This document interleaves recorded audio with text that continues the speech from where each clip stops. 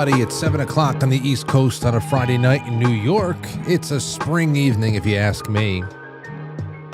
And yes, we have that really nice planetary alignment going on outside right now. I was not able to go out and look at it, but my mother took Aurora to the beach not too long ago, and I installed the Night Sky app on their phones so that they go look up and do their thing together, and it was nice to get the pictures delivered to me not too long ago. Anyhow, 7 o'clock. We are at the precipice of the weekend, and there's going to be some... The fun is actually buried in the news today. There's bigger, serious questions about the whole thing. Of course, we'll be talking about the scolding that Zelenskyy, President Zelenskyy, got at the White House today from... It was a tag team match. It was like the old WWF days.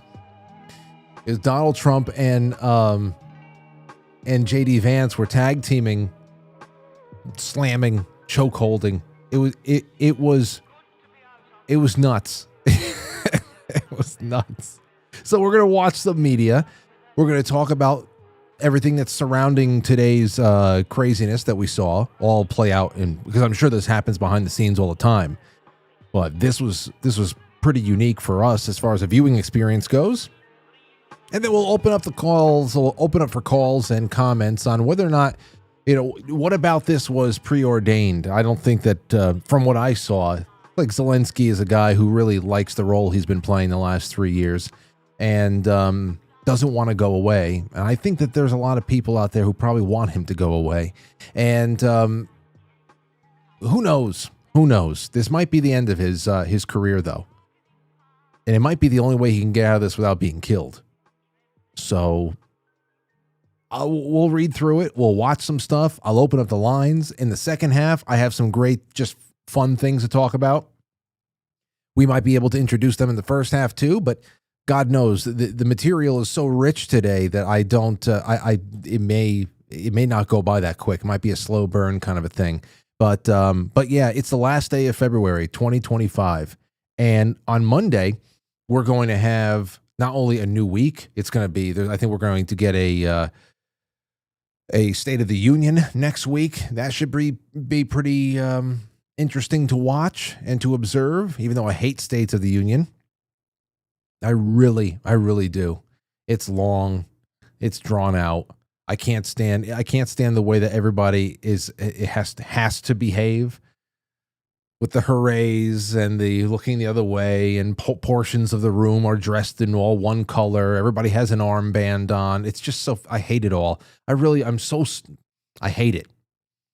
So, but the tidal wave of information and stuff just continues. So we're going to find our landing spots tonight. Hopefully we'll be able to do a little bit of that in the second half, just doing a little something else. But when we come back, will only be March, but we're going to have book club. Book club begins up again on Monday night. It's the first 4 chapters of The Big Fisherman by Lloyd C. Douglas. That'll happen at 9 o'clock after the show ends.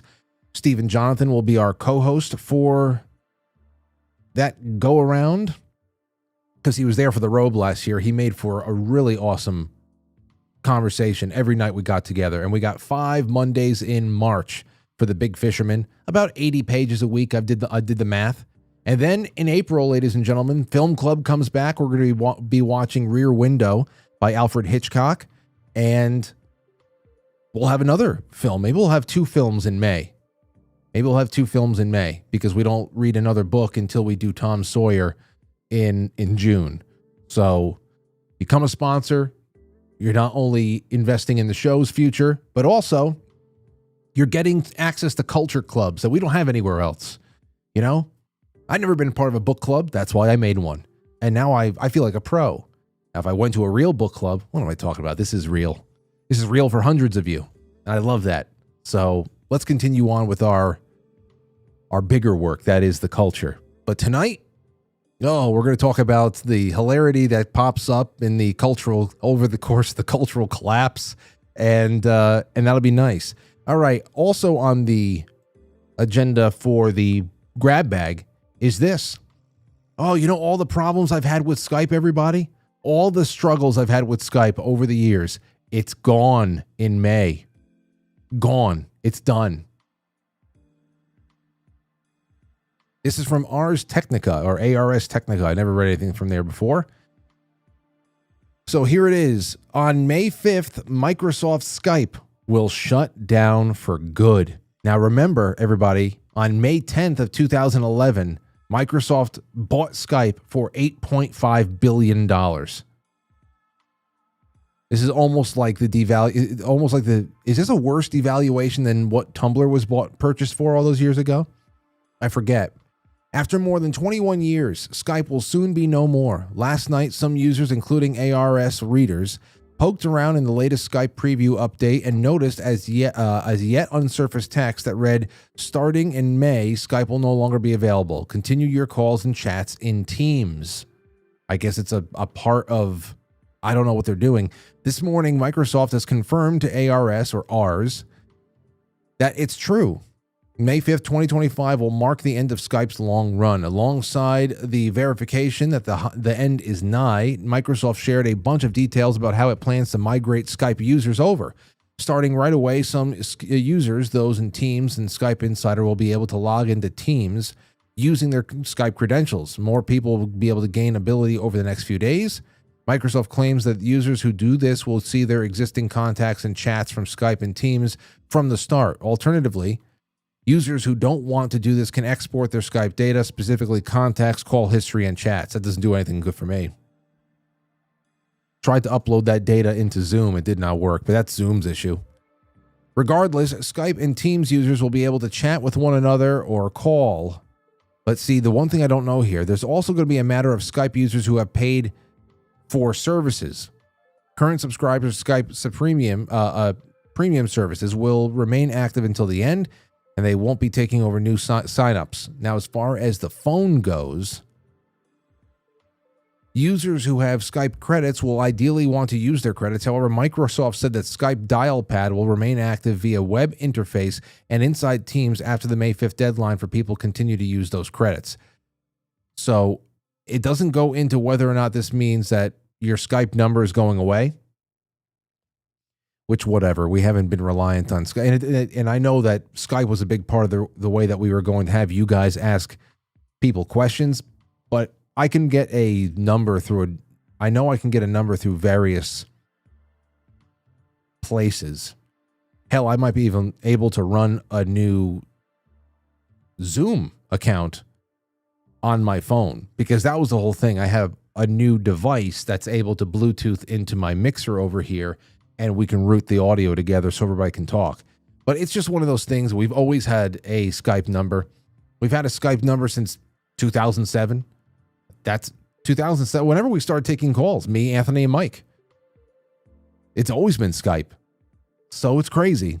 It's crazy. But, 21 years lasts a lot longer than a lot of things. But to be honest, IBM Microsoft completely ruined it.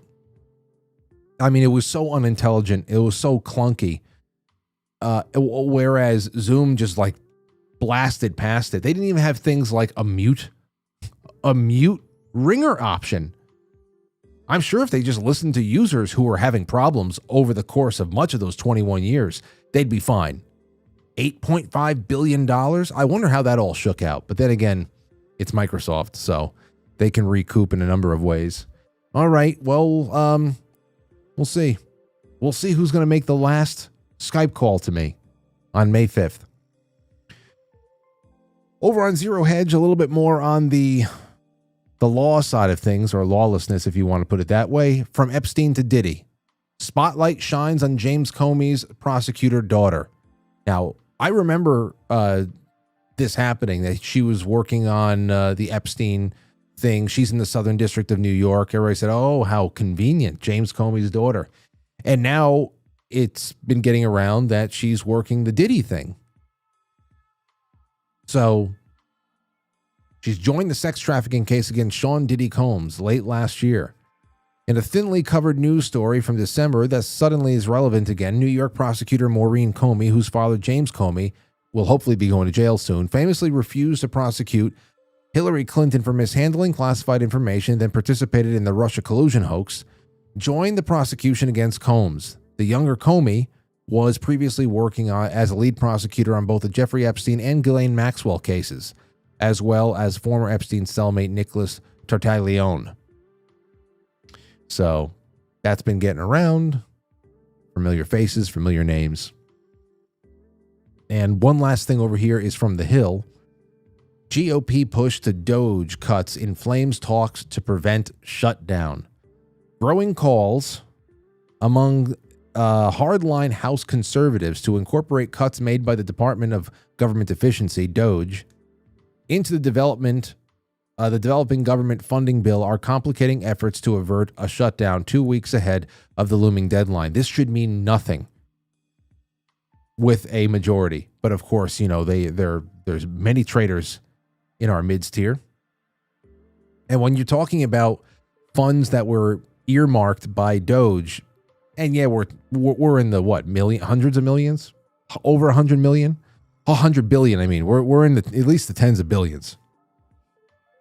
It's really just auditing, and it's exposing, and it's presenting this stuff to the country, and also presenting it to the president as almost like a consultation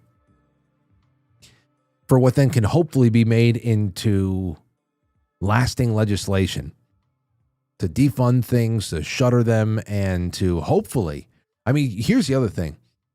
There needs to be lawsuits. There has to be something that becomes precedent. We talk about Chevron deference and all that stuff about the autonomy of agencies to create policy that everybody in the country has to go by when it comes to how much water they can run in their house or whatever the hell it is, EPA, this, whatever. What's going to stop anybody from making these things again or funding new projects again? I'm really just curious into the permanence of this whole thing. That's what I'm always asking about. This is definitely a step, and I hope they're able to get this done. Because what's the point of people are seeing where this stuff is going? To have this presented to the public and then go ahead and say, yeah, but we're just going to fund it anyway. We're not going to at least deduct all the stuff we've already found from the budget. That is ridiculous. That's ridiculous. And even if it's just going to be a party line split kind of a thing, if you have even one person in majority, what the hell are you not on the same page for? Anyway, that's what they're all talking about right here. And are we going to prevent a shutdown? I don't give a shit how long it's shut down, because that is actually just a temporary cut. A temporary cut. That's all. The kiosk at Mount Rushmore, the information kiosk at Mount Rushmore gets shut down for a little while. So when we come back from this really quick break, we're jumping right into the bigger story of the day, which actually, this is part of the bigger stories of the week. Yesterday was not the biggest story of the week. It turned out being a big disappointment, and which, of course, is not wrapped up yet, but yesterday did not have to happen. Did not have to happen. The timeline on that story could have started much farther down the line, and we didn't have to have all that nonsense yesterday. But between Macron visiting the White House, and then Keir Starmer yesterday and what happened there, which was funny, and then today, this was definitely the biggest story if we're going to talk about anything that has, some significance there, because we're talking about war and what the future of this 3-year boondoggle is, and then relations with the rest of the world. So it was an interesting one. I hope to have a laugh with you or two. Get your phone calls ready. And also, I'd like to say, starting tonight, we are now going to be taking calls from the Discord. So the phone booth is set up in the Discord. Okay, that's the speakeasy. The link to join the Discord is in the description below in this episode. You could also find it on the About Us page on quitefrankly.tv. It's out there, and I'm sure somebody can get you the link. But we have 3 lines that are set up there again. We have a domestic calls line. That's everybody in the United States. So whenever we have open lines, you just want to get in there and just get on the air. We have domestic calls. We have international line. Those are for you that's outside the United States. And then we also have, for tonight, it's just called On Topic. So if it's something that you wanted to talk about on a night where there's a singular topic, whatever, or if there's some breaking news on topic, we can bring people in that way. You can be a little bit more visual and all that stuff. And on nights where there's a real specialty topic, I'll just add and delete new voice chats, however it's necessary. So on the Speakeasy, the Discord, in the phone booth section, you'll see it on air, domestic calls, international line, and on topic. We'll be working that in. I did a lot of testing today, and it worked out pretty good. So that's that. And I'll be able to link you guys in with the guests that we have too, because what I'll start doing is I'll just start using Discord on my phone, along with anything else that we're using for calls. So, all right, be right back. Don't go anywhere. It's Friday after all.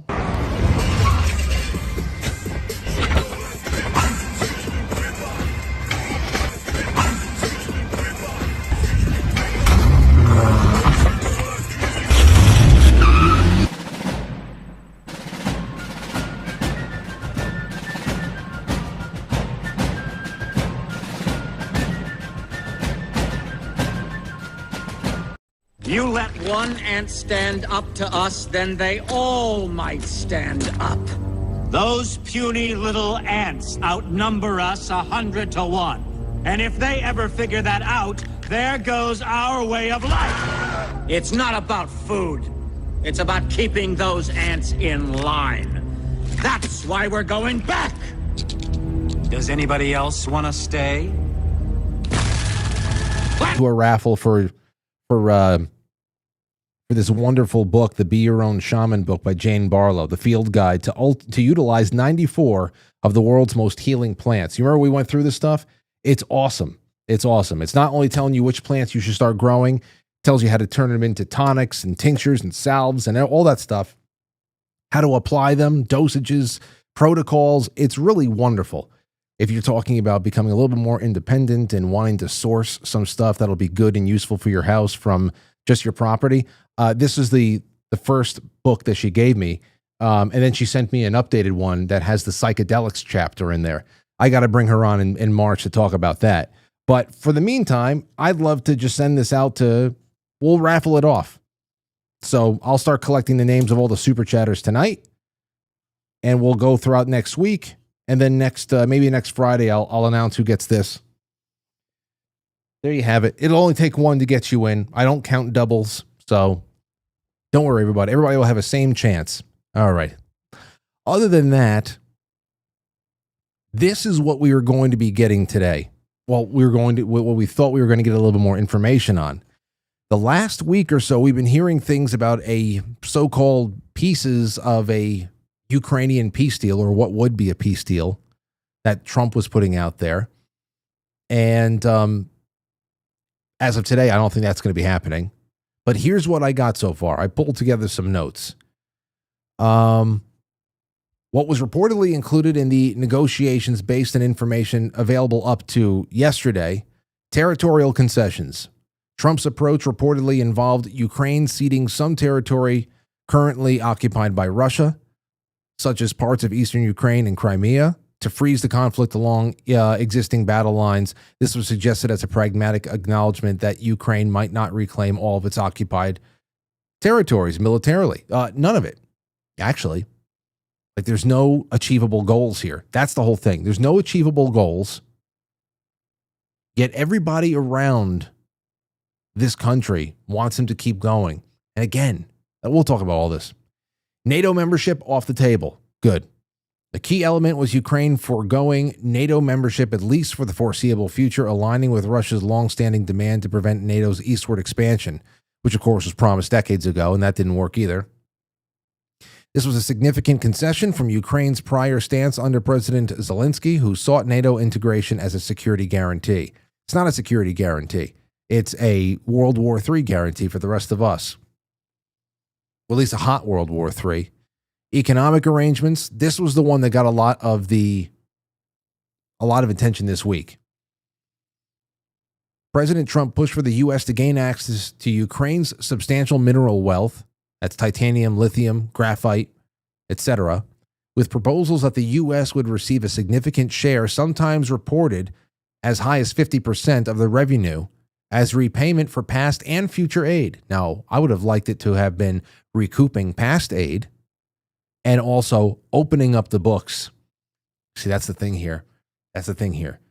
2019. So I keep wanting to hear somebody say that we're digging back into what was going on, what was trying to get to the bottom of in 2019 in Ukraine when the whole perfect phone call thing happened and Adam Schiff went and did his James Cagney retelling of the story of what happened on the phone call because Donald Trump was getting a little bit too close to the goods, a very bipartisan goods out there in Ukraine. You know, there was no party lines out there. Everybody was getting rich and a lot of bad things were happening. And he got impeached for that. They actually had to exaggerate that effort to peek and poke around into what we were doing out there in Ukraine, that they impeached him because they said that he was trying to interfere and quid pro quo. He was trying to interfere with the elections because it was going to affect Joe Biden, who was his chief opponent in the upcoming 2020 election, which he was not. He was not. Nope. But they LARPed that way. That's probably why Joe Biden was given the nod for 2020 instead of somebody else who actually had a little bit more organic chance to win.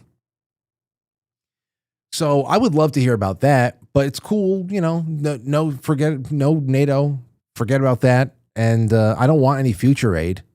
Recouping would be great. You know, if they don't have any money of their own, then yeah, do a deal with minerals until we get back what we had stolen from us. That would be great. And then, you know what? Give it back to people. That would be the even better thing. Give it back to us. What did we spend over there? Nearly $200 billion. That's on the books. That comes back through all these mineral sales. Then again, you break that down and you start giving it to people who pay taxes in this country. Everything. I would love for these deals to be cut, to recoup things that we have been scammed over, and then give that money back directly to taxpayers. Taxpayers, not citizens. Taxpayers. That would be wonderful. Because I don't want a minute of work that I've done in this studio or at home to prepare for this show. And I don't want a minute of work that you guys have done in your shops or at your offices or wherever the hell you work and you earn a living. Do you really, do you want 1 penny of what you earned doing what you do to have gone to Ukraine? I'm sure you haven't. Cut me a check for 7 cents. That's my 7 cents. Give it back to me. He's so greedy. Anyway, so there's that. There's a couple other things here, but those are the most important points. And then, of course, today happened. You ready to watch this with me? I got 7 minutes. 7 minutes that will live on forever. Donald Trump, J.D. Vance, and then Zelenskyy. You ready? Let's go and cut. Did I have anything else over here? No, here you go. Here he is. This thing over with. You see the hatred he's got for Putin. It's very tough for me to make a deal with that kind of hate. He's got tremendous hatred. And I understand that, but I can tell you the other side isn't exactly in love with, him either. So it's not a question of alignment. I'm aligned with the world. I want to get the thing set. I'm aligned with Europe. I want to see if we can get this thing done. Now, he should not say that. You're not aligned with Europe because Europe wants to keep this fight going. At least Spain and Germany and France and Lithuania and all these assholes out there, they want them to keep going. So you always say, I'm in line with mankind. I want people to stop dying. You want me to be tough? I could be tougher than any human being you've ever seen. I'd be so tough. But you're never going to get a deal that way, so that's the way it goes. All right, one more question. I would respond to this. So look, for 4 years in the United States of America, we had a president who stood up at press conferences and talked tough about Vladimir Putin, and then Putin invaded Ukraine and destroyed a significant chunk of the country. The path to peace And the path to prosperity is maybe engaging in diplomacy. We tried the pathway of Joe Biden of thumping our chest and pretending that the President of the United States' words mattered more than the President of the United States' actions. What makes America a good country is America engaging in diplomacy. That's what President Trump is doing. Can I ask you? Sure. Yeah? Yeah. Okay. So he occupied our parts, big parts of Ukraine, part of East and Crimea. So he occupied it on 2014. So during a lot of years, so I'm not speaking about just Biden, but those time was Obama, then President Obama, then President Trump, then President Biden, now the President Trump, and God bless, now President Trump will stop him. But during 2014, nobody stopped him. He just occupied and took. He killed people. You know what the contact line? 2015. 2014. 2014 and 2014. 2014. Yeah. So I was not here. Yeah, but That's exactly right. Yes, but during 2014 till 2022, yeah, the situation the same. The people have been dying on the contact line. Nobody stopped him. You know that we had conversations with him, a lot of conversations, my bilateral conversation, and we signed with him, me, like a new president. In 2019, I signed with him the deal. I signed with him, Macron and Merkel, we signed ceasefire. Ceasefire. All of them told me that he will never go. We signed him with gas contract. Yes, but after that, he broken this ceasefire. He killed our people and he didn't exchange prisoners. We signed the exchange of prisoners, but he didn't do it. What kind of diplomacy, JD, you are speaking about? What do you mean? I'm talking about the kind of diplomacy that's going to end the destruction of your country. Yes, but if you Mr. President, with respect, I think it's disrespectful for you to come into the here's the thing. He can run out that version of history, and we've done so many timelines in Ukraine on this show, and even just sat back and listened to amazing breakdowns of those timelines that go just a little bit before the coup d'etat in 2014. You know, he's talking about Crimea, but we're forgetting about what was going on in Ukraine in 2014. And still, I mean, this is a big thing. Like when you see that the CIA and Western intelligence agencies are taking over now the state that is right at your southern border, I mean, geez. So, but regardless of all that stuff, it doesn't change the fact that he has no achievable goals. It never has. And now it's 3 years in. There's hundreds of thousands of people dead. He can't get people to wear uniforms. But he wants more resources. What does that mean? Robot soldiers? I guess so. Because who the hell's going to fight? The Oval Office to try to litigate this in front of the American media. Right now, you guys are going around and forcing conscripts to the front lines because you have manpower problems. You should be thanking the president for trying to bring it into this conflict. Have you ever been to Ukraine that you say what problems we have? I have been to. Come once. I've actually watched and seen the stories, and I know what happens is you bring them on a propaganda tour, Mr. President. Do you disagree that you've had problems?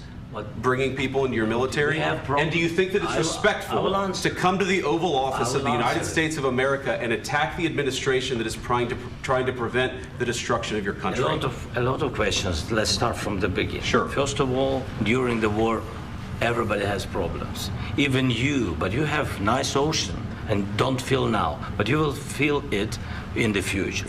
You'll feel it in the future. So I thought that was interesting. I thought that was interesting right there. You have a nice ocean that keeps you away from everybody, but you'll feel it in the future. You say, was that a vague threat, or is that just him playing on this script that eventually Russia is going to continue their westward expansion to take over all of Europe because that's their ultimate goal, which we know is horse shit. So one way or another, it's very interesting you can say that. It also takes a lot of balls to tell a former Marine or a Marine about, what you've seen, what you haven't seen. Zelensky may dress like a G.I. Joe, but his military services dancing on high heels, in high heels on television. So, I mean, I'm sure he's seen some shit over the last few years just because of his proximity to the front lines. But then again, the nightclubs in Kiev never closed. And haven't we all seen some shit? Haven't we all seen it? You know, you turn on your phone in the morning, you wake it up, and before the time you wipe the sleep from your eyes, you've seen enough death and destruction to have given people PTSD and all the wars before you were born. It's just all over the place. It's just, you know, nuts. Like, you know, Patrick Lancaster or anybody else that we've been watching, actually, it's nuts. So he continues, and this is where it gets really testy now. There's 3 minutes left in this exchange. You don't know that. God bless. God bless. You will not have a war. Don't tell us what we're going to feel. We're trying to solve a problem. Don't tell us what we're going to feel. I'm not telling you. Because you're in no position to dictate that. That's exactly what you're doing. You're in no position to dictate what we're going to feel. We're going to feel very good. You will feel influence. We're going to feel very good and very strong. You will feel influence. You're right now not in a very good position. You've allowed yourself to be in a very bad position, and he happens to be right about it. From the very beginning of the war. You're not in a good position. You don't have the cards right now. With us, you start having not cards. Playing cards. Right now, you don't. You're playing cards. Mr. President. You're playing cards. Serious. You're gambling with the lives of war. millions of people. You're gambling with World War III. You're gambling with World War III. And what you're doing is very disrespectful to the country, this country, that's back to you, far more than a lot of people said they should have. Have you said thank you once? This A entire lot of meeting? times. No, in this Even entire meeting, today. have you said thank Even you? today. You went to Pennsylvania and campaigned for the opposition in October. Offer some words of appreciation for the United States of America and the president who's trying to save your country. Yeah, it's signing bombs with Governor Shapiro. It's crazy. See, he's been able to just make these statements about these ridiculous statements that have no basis in truth. Vladimir Putin is not looking to take over Western Europe and then cross the Atlantic to come take the U.S. Not happening. It's not happening. So I know some people. There's probably some people out there who would like to get him to start bombing westward. You know, to create some sort of a situation where Putin has to start expanding outward. I mean, you just see what's going on over here. And then for all of your, you know, so many, at least a handful of European nations that say, we are with you. We're with you. We're going to be giving you everything you need. I mean, there is just more every day still. It's been going on for 3 years. All the countries but Ukraine who are saying, we're giving you the jets, we're giving you the bombs, we're giving you the guns, we're giving you volunteers, we're giving you training, tanks, weapon systems, satellites, whatever the hell it is. It's we're very lucky. Everybody in Berlin is very lucky that they aren't toast right now. Okay? Because Ukraine has not been fighting this war. Has not been. It's a big stage production. Lots of people have died. Lots of money has been stolen. And there's a lot of people who are truly at risk for something that is not what it seems to be. So, but it continues. Please, you think that if you will speak very loudly about the war, He's not speaking loudly. He's not speaking loudly. Your country's in big trouble. Can I Wait a answer? minute. No. Can You've I done a lot answer? of talking. Your country is in big trouble. I know. You're not winning. I know. You're not winning this. You have a damn good chance of coming out okay because of us. Mr. President, we are staying in our country, staying strong from the very beginning of the war. We've been alone, and we are thankful. I said thanks You haven't in been this alone. cabinet. You haven't not been only alone. in this cabinet. We gave you, through this stupid president, $350 billion. You voted we gave for you your military president. equipment, You and you voted men for are your brave, president. but they had to use our military. What about If you didn't have our military equipment, You invited if me you to didn't speak. have our military equipment, this war would have been over in 2 weeks. In 3 days, I heard it from Putin. In 3 days, this is something Maybe new. less. In 2 weeks, of course he has. It's going to be a very hard thing to do business like this. Again, I tell you. just say thank you. I said a lot of times thank you to American people. Accept that there are disagreements, and let's go litigate those disagreements rather than trying to fight it out in the American media when you're wrong. We know that you're wrong. But you see, I think it's good for the American people to see what's going on. I understand, sir. I think it's I very understand. important. That's why I kept this going so long. You have to be thankful. You don't have the I'm cards. thankful. You're buried there. Your people are dying. tell you You're again, running low I know. on soldiers. Listen. Don't And you've wasted the money. The fraud. Just from that has been reported over time from like Polish sources and elsewhere. It's just, it's crazy. It's crazy. Now, like I said, now behind closed doors, I have to imagine that this is how it gets sometimes between representatives of different nations. Obviously, the business world is ruthless, families, whatever the hell it is. It's not just very common to see this play out in public. So that has some people saying that, this wasn't appropriate, or other people saying that, hey, was very, very warranted because everybody's fed up with this shit. I certainly am. You know what? That's what I say. BTFO with the woe is me begging pauper act already. I thank the American people. Don't thank us. Don't thank us. If I had a choice, I would have saved every dollar that was pledged in my name. Every half penny that was pledged in my name. Don't thank us. We don't go to war because we are war hungry people. All right? These are not our decisions. This shit that goes on around the world, this is being done in our name. But we don't same thing with the British.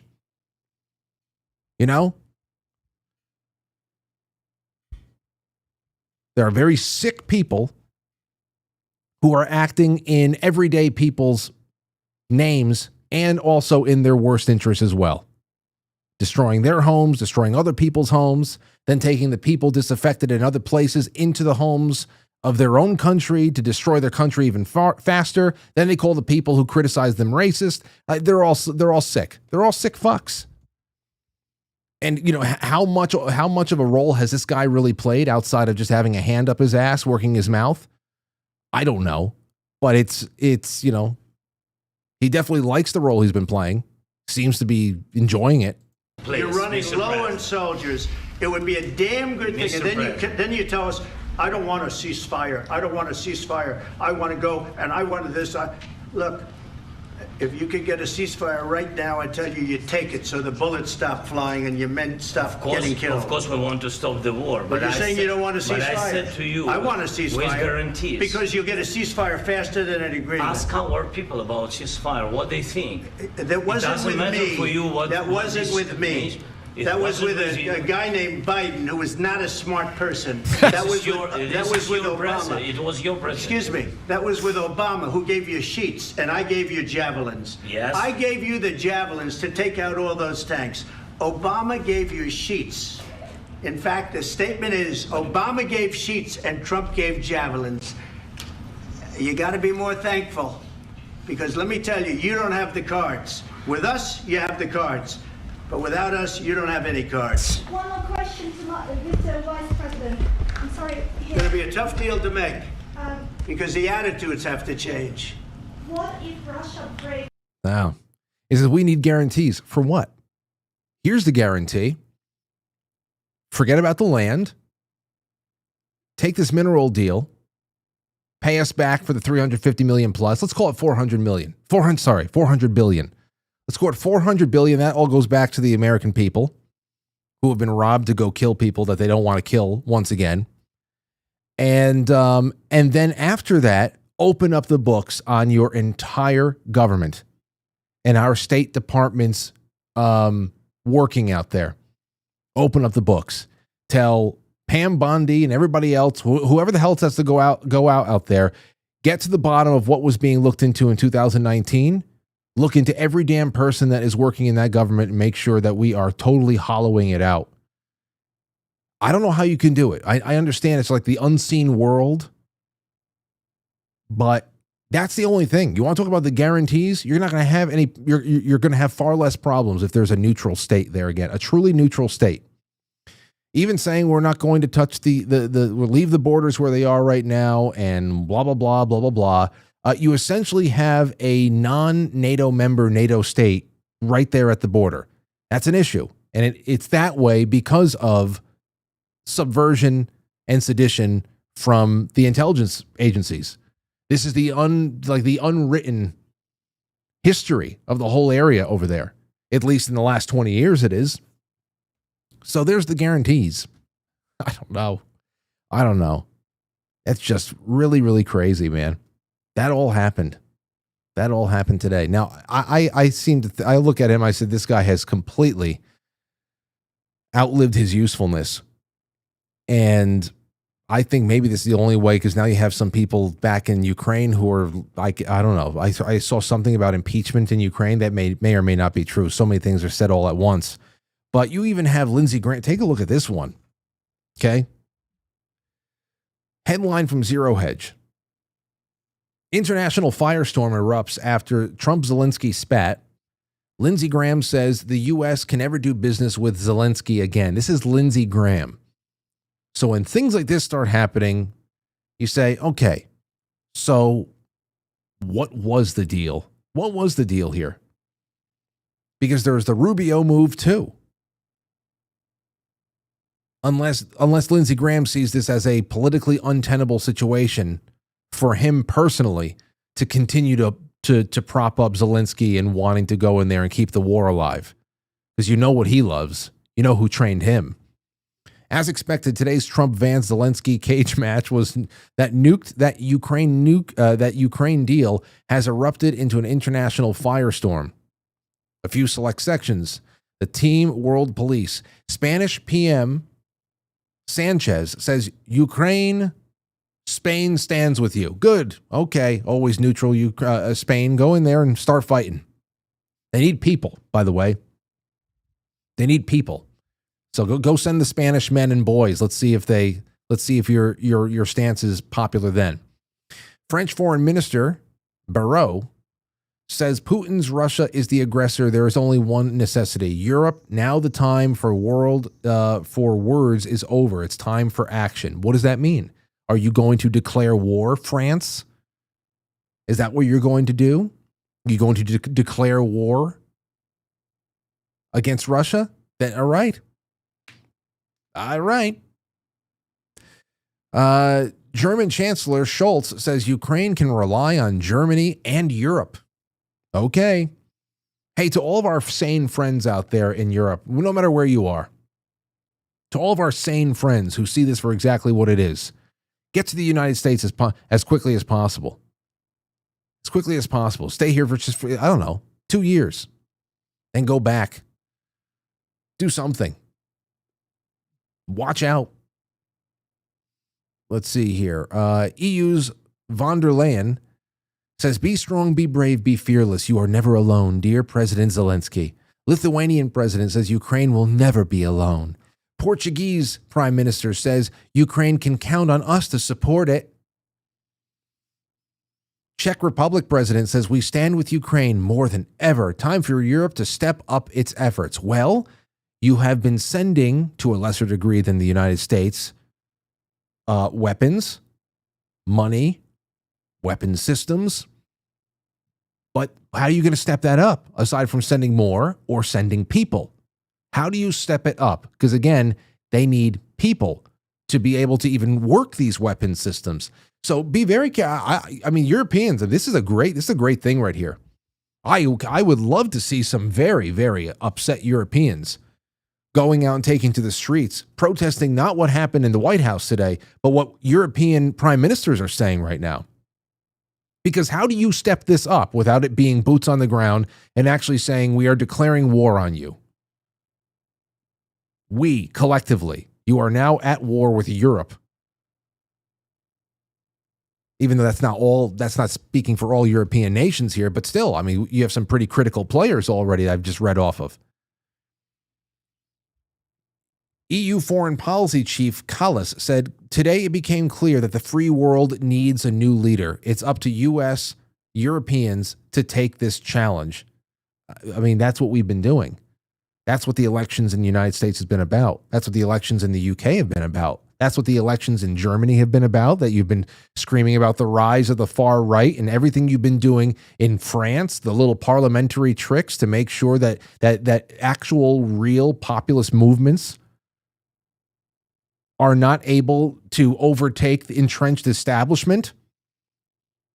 You're calling for Europeans and you're not United States citizens to rally around and restore leadership in the world when you're actively trying to suppress everything that's naturally bubbling on the ground level. It's incredible. It's incredible. And all in support of a guy who has completely disenfranchised his political opposition inside of his own country. Talking about Zelenskyy, of course. Polish Prime Minister Tusk, post on X, Dear Zelenskyy, dear Ukrainian friends, you are not alone. Oh, okay, thoughts and prayers. French President Macron says Russia is the aggressor and Ukraine is the aggressed people. We are all right to help Ukraine and sanction Russia 3 years ago and continue to do so. And then Senator Chuck Schumer, Trump and Vance are doing Putin's dirty work. Mr. Cottonmouth himself, the vampire. Fucking hate that guy. Anyway, The Atlantic's David Frum was mega triggered, writing, Trump and Vance have revealed to Americans and to America's allies that their alignment with Russia, their animosity toward Ukraine. Meanwhile, Trump is sitting there and talking nothing about nothing except stopping the bullets from flying. But you see, bullets flying, people dying in a hopeless situation is fine from a certain angle. And the angle is, I don't know, wherever they are is the righteous place to be. And this Cold War redux, this warmed over Cold War nonsense is just really crazy. It's crazy. It's crazy to think about, we're talking about Uranium One not too long ago. We're talking about Uranium One not too long ago, and the Clintons going to Russia, getting paid $500,000 here for speeches and all that stuff. They've been putting the screws to Russia since Bill Clinton was in office, making him keeping them the black sheep in the world. But this isn't even about pro anything except stop the carnage, stop it. But David Frum and his fish lips, forget about it. Forget about it. And here's Lindsey Graham. What the hell? So, what do I think? Complete, utter disaster. I've been to Ukraine 8 or 9 times since the war started. I understand the consequences of Putin's actions against Ukraine. I appreciate what the Ukrainian people have done. They fought like tigers. At the end of the day, I was hoping that this minerals deal, which would be transformative in the relationship, would go over well. I talked to Zelenskyy this morning. Don't take the bait. President Trump was in a very good mood last night. Somebody asked me, am I embarrassed about Trump? I have never been more proud of the president. I was very proud of J.D. Vance, standing up for our country. We want to be helpful. What I saw in the Oval Office was disrespectful, and I don't know if we can ever do business with Zelenskyy again. So right there, people say, okay, so incredible things coming out of someone like Lindsey Graham. When you hear that, you say, well, we can't do business with this guy. Get us someone else. I mean, that does seem like this has been planned for Zelenskyy to be ushered off the stage in a very, very incredible way. Pretty incredible way. Now, I don't know. You can't say that the whole thing scripted. He seemed pretty frustrating. Seemed pretty frustrating experience for Zelenskyy. And, but it's been apparent for me for a while that he's got to go. He's got to go. This might be the only way that they can do this. I don't know, for him to save face. They don't give a shit about him. They don't care about him. I saw him say, I'll resign if we can get NATO membership. Yeah, one drug addict front man is worth an instant World War III entry for everybody. Get out of here. So I just wonder at this point if he really believes the hype about his importance as a world figure after the last 3 years of everybody blowing smoke up his ass. But, you call in, let me know what you think about that. And I don't know. There's a little bit more. Here's another one for you. Secretary of State Marco Rubio terminated U.S. support for restoring Ukraine's energy grid, which was funded by USAID, an initiative that invested hundreds of millions of dollars, NBC reports. So, I mean, this is all. State Department this week terminated a U.S. agency for international development's initiative that has invested hundreds of millions to help you restore Ukraine's energy grid from attacks by Russian military, according to two USAID officials working on agency Ukraine mission.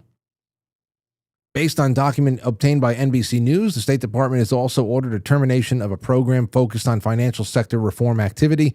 We won't have the eyes on where this money has gone in over a few years, one of the officials said. I mean, that's pretty great. It's pretty great as far as reversals go. In what direction do we go? And again, I'd love to see recuperation of money lost, and then I would like to see complete divestment and withdrawal from the world in that respect. Complete divestment, and you're on your own. Here's a statement from the president shortly after this all happened. Let's see here. We had a very meaningful meeting at the White House today. Much was learned that could never be understood without conversation under such fire and pressure. It's amazing what comes out through emotion, and I have determined that President Zelenskyy is not ready for peace if America is involved, because he feels our involvement gives him a big advantage in negotiations. I don't want advantage. I want peace. He disrespected the United States of America in a cherished Oval Office. I can come back when he is ready for peace. Just remember what you just watched here with me. The next time you see somebody come out of a boardroom somewhere and say, we had a meaningful meeting or meaningful discussions. Just remember what you just saw. And then just imagine the kind of screaming and barbs that were being thrown and everything else. Because I'll tell you something else. If it were behind closed doors, I'm sure it'd be that fiery. Probably be worse language used. So just something to consider. All right. Yeah, I don't know. That's just that's a crazy thing. You know what I was thinking about when I was watching this? 7:55. We'll take this right to the 8 o'clock break, and we'll come back and take your calls. Zelenskyy essentially tried pulling the no dough, no show move from the Three Amigos. You remember that? When he got his entire life repossessed by the movie studio? Here is, I had to go and pull this up just a couple of seconds ago. Right in the middle of the intro. Here is the Three Amigos. Hold on. We shoot the picture in 8 days. What do you think? This is Zelenskyy. The Three Amigos are Zelenskyy collectively, but more so Steve Martin, who's full of himself. That'll be the day. What did he say? He said, that'll be the day, Mr. Flugelman. What? I don't think you understand who you're talking to here. We have a few items we want to straighten out first, or you might be looking at three actors who really don't feel like making a Geronimo picture. What the hell are you talking about? Lucky, I think maybe we should... What we're talking about is money. Real money. Amigo money. No dough, no show. Boys, let me just say one thing. It'll be a cold day in hell when Harry Flugelman lets an actor tell him what to do. Do you know what the word nada means? In all those Mexican movies you made, did you ever hear that word? Isn't that a light chicken gravy that you just... It means nothing. Zero. Zip. It's what you're gonna have when I'm through with you. You hit Harry Flugelman on a bad day. I'd like to continue to work for free, Mr. Flugelman. Are you living in the studio mansion? Yeah? Well, not anymore, you're not. Sam! The amigos are out of the mansion. Where did you get those clothes? From a movie? Yeah, the studio gave them to us. Those darn amigos. Well, we're taking them back. Sam! Get wardrobe over here right away. Take the amigos' clothes. You know what the funny thing about this is? About that part in particular. some spook from the CIA probably coached Zelensky on how to dress. He probably coached him how to dress because it was part of the publicity effort, the whole thing. Like, showing up looking like a G.I. Joe, wearing, the green, and that today was the black and all that stuff. And Wait a minute. You can't take our clothes. You gave us these clothes. They were presents. They were presents from the CIA. They told me how to dress. And the funny thing is, the hilarious thing is that today, Donald Trump made at least 2 comments that were caught on camera about how the way Zelensky was dressing. Here's one of them. Take a listen to this when he first shows up. You're all dressed up. How are you? Pretty sure. He's all dressed up today. President Trump, what's your message to Vladimir Putin, sir? President Trump, President Trump, you got a message to Vladimir Putin. He's all dressed up today. And then another time when they were sitting down inside, another time he just couldn't, he probably was so pissed off that he's sitting there and he's looking like a I don't know, Cobra, some Cobra character or something like that. I do like your clothing, bro. Yeah, really? Even though I think he's a great guy, by the way. But I don't know if you two like each other, but you know what? I think he's dressed. I think he's dressed. I like this guy. I don't know. I think he's dressed beautifully. So, I do Yes, like. I'm sure he thinks he's dressed beautifully, looking like he needs a parachute, and he can do a halo drop into some, I don't know, whatever the hell it was, go on a special mission.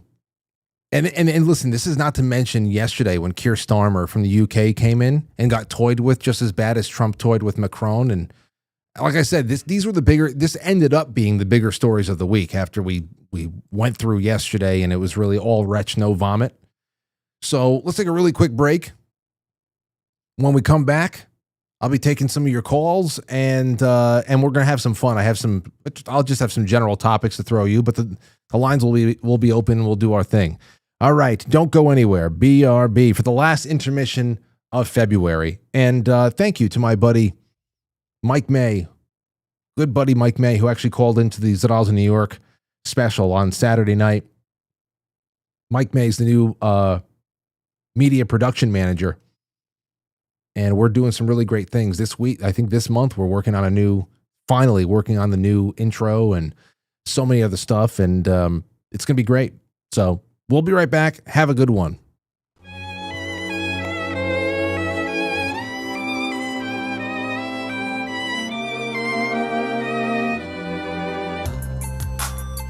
Who's coming back for more? We've been through this too many times. It's never clear as hand to mind.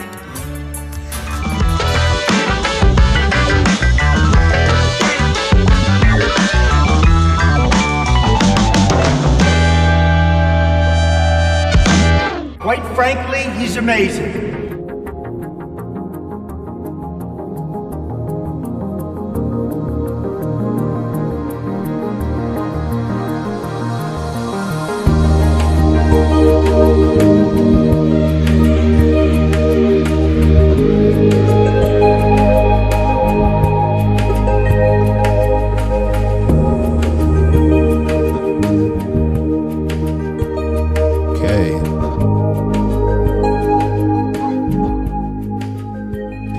Guys, so we're back. We're take some of your calls and all that. Oh, I just wish that what we saw today, I wish that we could just, that could be our posture with everyone.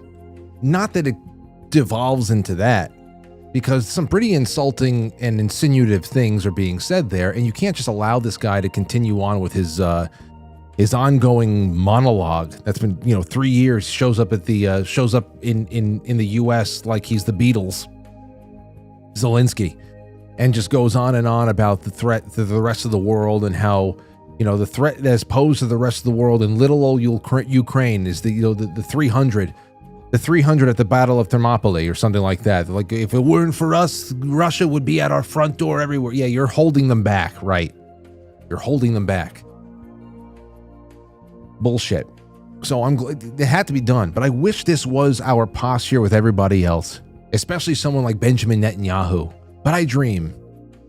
Can you imagine something like that happen with Netanyahu or any Israeli leader that comes and is, just presumptuous about everything?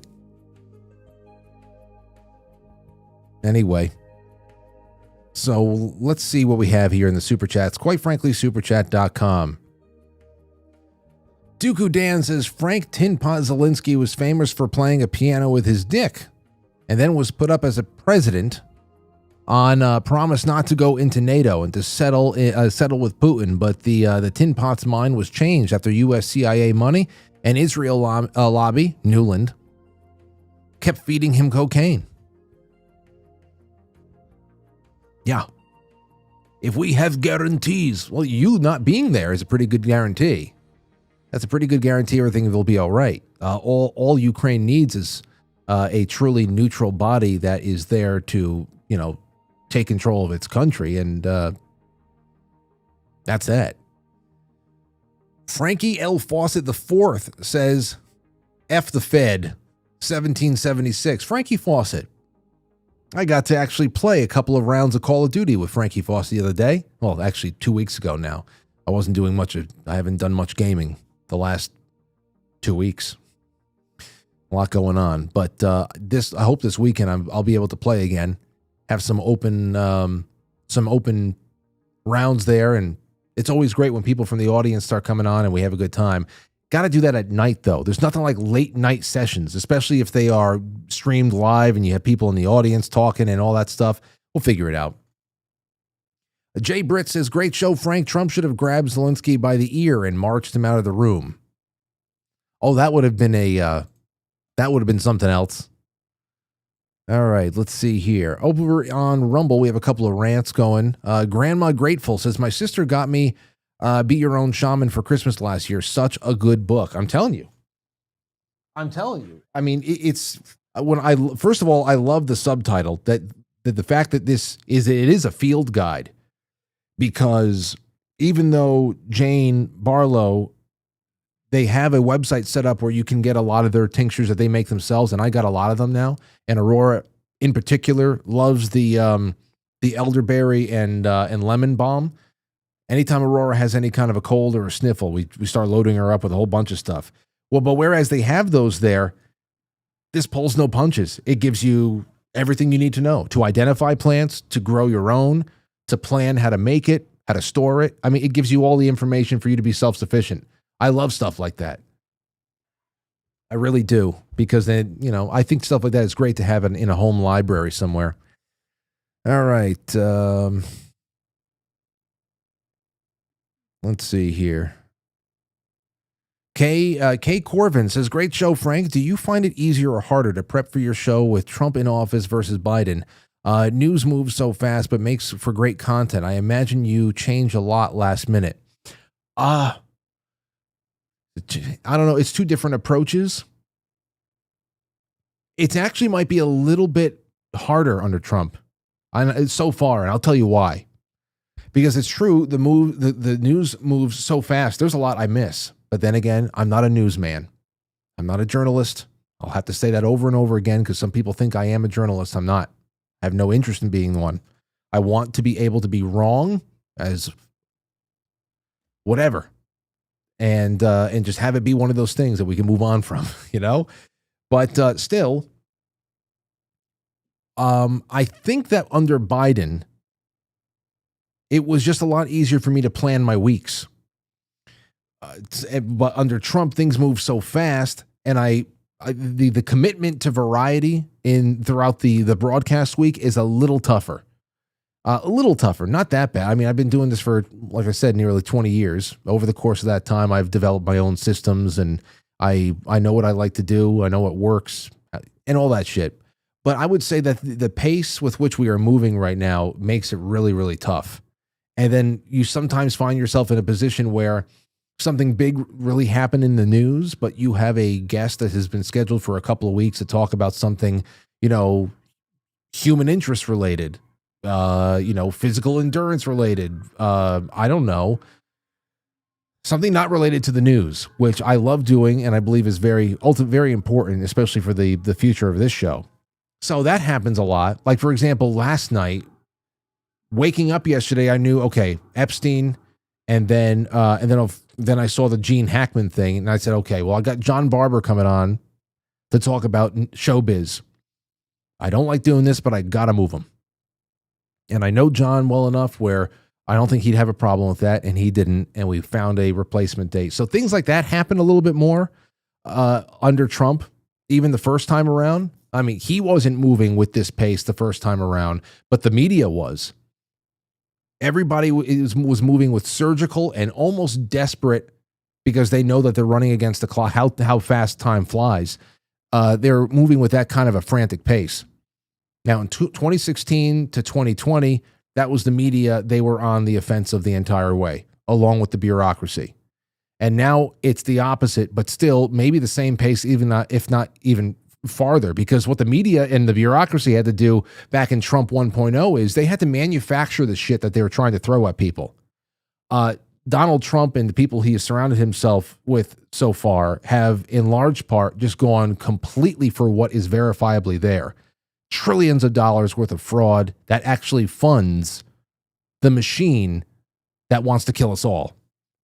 That's a machine that is separate from the United States government, but has tentacles and everything. So it's crazy. It has been crazy. And there's a lot of stories buried in there, but I'll get by just fine. It's a good problem to have. All right, let's see here. Thank you, Kay. S. Jones, 39, says, love your show. Thank you so much, S. Jones. And the most important thing is I have to write down all of your screen names before I get out of here. Grandma Grateful. I'll get all those because now you're in the running for the book over here, as well as Dooku Dan and Frankie Fawcett and Jay Britz. Okay, let's open up the lines, 914-200-0269. But here's what I'm going to give you, because we don't have to talk about this all night. But if you want to call up and chuckle and say one thing or another about what you saw today, here's a couple other things I wanted to throw your way that we can just get it into the groove of the show. I have a thread here that I was building a while ago. And then I transferred it into a new one. Then I saw somebody do something different on YouTube, an account that I follow. And they asked the question, did you learn anything cool recently? Did you learn anything cool recently? Anything? We'll get into those in just a little bit. I have some things I want to throw your way. We'll take a call or two first. First one up is Santino. What's going on, King?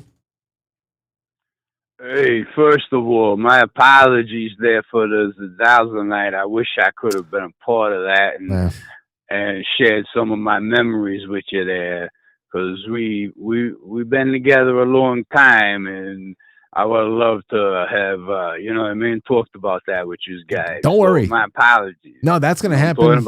I hope that we can do that. I told Anthony and Mike, I said, let's at least get one of these in every season. You know, a spring, a summer, a fall, a winter show, just four a year, 4 Saturdays a year. I think that's doable. So you didn't miss anything. We only scratched the scratch of a surface. That's good. So the whole God Emperor with the little twerp thing. Now, listen, people, that's how it's done. There's no arguing that this is the greatest president ever in the modern day. Imagine any other president in the modern day doing that. That is how it's done. That is what a country needs. That is what a leader is. And even all you people that hate him, he still has your best interests at heart if you're an American. So you can hate him all you want and think he's against you, but he ain't. You know what I'm talking about? At least with this, if you're going to just take it item by item, at least on this front, absolutely. I don't see how anybody could disagree that just stopping the guns from firing is not in the universal good of everybody. That's what I'm talking about. I mean, this, and, you know, a lot of people say, you know, they're all actors, and Trump is not putting on an act. And if you're a New Yorker, you know, this has always been Donald J. Trump. There's no act going on there. This is him. And the people that sit there and think he's taking Putin's side and this and that and whatever, because I remember after the first assassination attempt, you know, Putin praised him and called him a courageous man. That's how your enemies respect you. They know you don't fuck around, and they know you're willing to go to the max. It doesn't, just because somebody respects you doesn't mean you're getting in bed together. You know what I'm talking about? Yeah. This is what some of these low IQ people have to understand. Just because Putin praised them doesn't mean all of a sudden Trump's in bed with Russia. Putin saw that and was like, all right, this ain't a guy to fuck around with. And he ain't. He showed that in his lifetime. He's a guy not to fuck around with.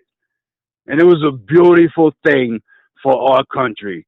And like the God Emperor said, should be showing a little more respect and a little more gratefulness, you little twerp. If he called him twerp, that would be something else. But well, those are my words, but yeah, that would have been beautiful. You know what? Like that. He wasn't far away. He wasn't far away from just going the whole shebang. Not at all. He was showing incredible restraint. It was like you said too, Frankie, like boardroom things, and when they say, "Oh, we had a meaningful discussion," you can imagine what was said behind the scenes. Oh, I know that we didn't get to see in here. Please, that's what I'm talking about. Thanks for the call, King. Thank you for taking it, my friend. Yeah, in a bit, have a great weekend. Yeah, remember what King just said there, and what I said before. Anytime you see we had meaningful discussions, a meaningful conversation took place, just remember what we saw today that we watched together.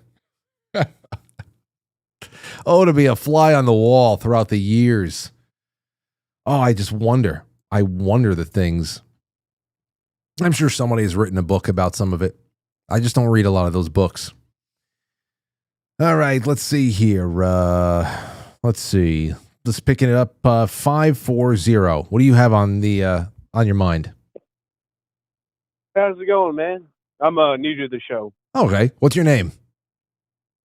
Sean. Sean, welcome. So what's on your mind? No, I just saw that on the news. It was crazy seeing the Ukrainian president coming up to the White House. It was kind of funny. He didn't wear a suit. Like, I don't know. Well, haven't you seen think him? somebody going to the Capitol would dress up a little bit. Oh no, this is his. I told you this is his costume. He's not gonna get rid of the costume. So it was. I just knew that it was going to. I thought it was funny that Trump was going, because I can tell he's one of those guys where appearances. If you're going to sit down and do business, appearances are very, very important to people of Trump's just generation. Because I've gone on. I made one big mistake going on an interview, my first interview out after college, and man, I'll tell you, I made a big mistake showing up not dressed properly to an interview, thinking I looked good enough, I looked presentable, but not proper, and I was told so as I was being ushered out and told to come back and try again. It was a little embarrassing, but you need to be humbled sometimes. And he's been allowed to play this G.I. Joe character for the last 3 years, and just Trump is not having it. Finally, somebody, because I can't stand the entire way that this thing is presented to the public, including the costume. And before, with the last administration, there wasn't a lot of transparency with like the talks that were going on. Yeah, well, you're right, and thank you for the call. Yeah, there's not a lot of transparency there. Ceasefires. I mean, it was the UK and the people who were representing the US that were trying to get them to avoid ceasefires and deals and all that stuff. So this is, again, whose interests? Whose best interests? All right, 912, you're on the air. Go ahead. Hold on, Frank. Okay. Let me put you on mute. Sorry. Hey, thanks for taking my phone call. Great to have you on. Who's this? Yeah, man. Okay, first of all, I think Trump basically is, when he saw Zelensky get out of that limo, he knew immediately. I'm talking to a second tier guy. And when they started out in public, he was just basically saying, come forward, whatever. Make yourself known. I know I'm not talking to this guy right here. He has orders. He can only go so far. That's my take on it. It's a reasonable take. And you're right. Yeah, from the time that they stood face to face with each other right there on the outside where they're greeting, and he made the first comment about how well Zelensky was dressed. Correct. Yeah, if I were Zelensky walking into that building, I'm like, oh God, I feel like an idiot. I know. He's thinking he's on to me immediately. I know. I mean, Trump at that point knows he's talking to someone on the other side of that camera. He's just basically, he's pissing in their yard. I mean, in a nutshell. Yeah. That's my point of view on it. That's just how I view his interaction with anyone really, but Zelensky especially. And especially when he started in like he did. But I had two more things to say. I'm sorry. Now I'll let you go. No, go ahead. I saw you post that video earlier, and the three amigos, and saw Phil Hartman, and thought I'd just give a shout out. It'd be great if you could maybe do a slight segment on him or look into his history, how he died and everything. Oh yes. One of the funniest guys on Saturday Night Live. No, Phil Hartman was only, and he's another one who was only getting started. Now, who knows what you always talk, living where we are now, and how things are going out there. You never know how one person or another is going to disappoint you or make you feel good in hard times. But man, oh man, he was funny and everything. He was fantastic. And then of course got murdered by his wife. And we should talk about that sometime as a true crime segment. Yep. And then I want to ask you what you're giving up for Lent this year, and I'll let you go and answer that. Oh, what am I giving up for? Well, thank you for the call, by the way. Thank you so much. I don't know. I think what worked out best for me, and I didn't want it to just be like a Lent thing. What am I trying to really do better? Last year, it was being pleasant. I wanted to be pleasant on social media. And it wasn't just like, okay, I'm just counting down the days until I can be unpleasant again. But it happened. Eventually, I became unpleasant again. And I don't want to do that. I really don't want, I don't want to be that. I don't want to be that. I understand you can attract more flies with honey than vinegar. I've been told it my whole life. But, but I also don't want to go back to the well every year. Okay, what are you doing for Lent? Well, I'm going to try that social media thing again. But I feel like it's connected to something bigger. Maybe that's the whole thing. What's behind the social media? The inability to just hold your tongue and bring it on over to the show, your opinions onto the show that night, and then just say something a little bit more universally fun and attractive in another way instead of what you were going to throw out there. What lives behind that? What impulse? That's what I need to figure out. Okay? Giving up coffee or something else. I don't know. I feel like a real challenge is something that's going to bring your behavior. That's what I'm thinking about. So I would give up a thing, a noun of some sort. But I'd like to get to the root cause of that. It's because then you feel so much more human. All right, here's something for you. I just want to inject a little something else into the show, like I said. What have you learned? Did you learn anything cool recently? Here's a couple of things that I picked up along the way. Okay? Here's one from Oakland 7561. Unlike most birds, owls don't have waterproof feathers because their feathers are equipped for silent flight. This means that they're incredibly vulnerable during rainstorms. I didn't know that. Nameless 41414 says, I just learned that sea otters have a favorite rock that they keep in a little pouch under their armpit. Some of them hold on to the same rock for their whole life. Nature is adorable. I didn't know that either. Here's one other thing I didn't know about, and this is for all of you guys who live in Chicago or near Chicago. This blew my mind. This is from Jacob Friedman Realtor, and he put out a reel on this incredible swindle that happened between Dubai. Is it Dubai? And Chicago, with like their parking system. Listen to this for the whole city. Here, you'll hear it.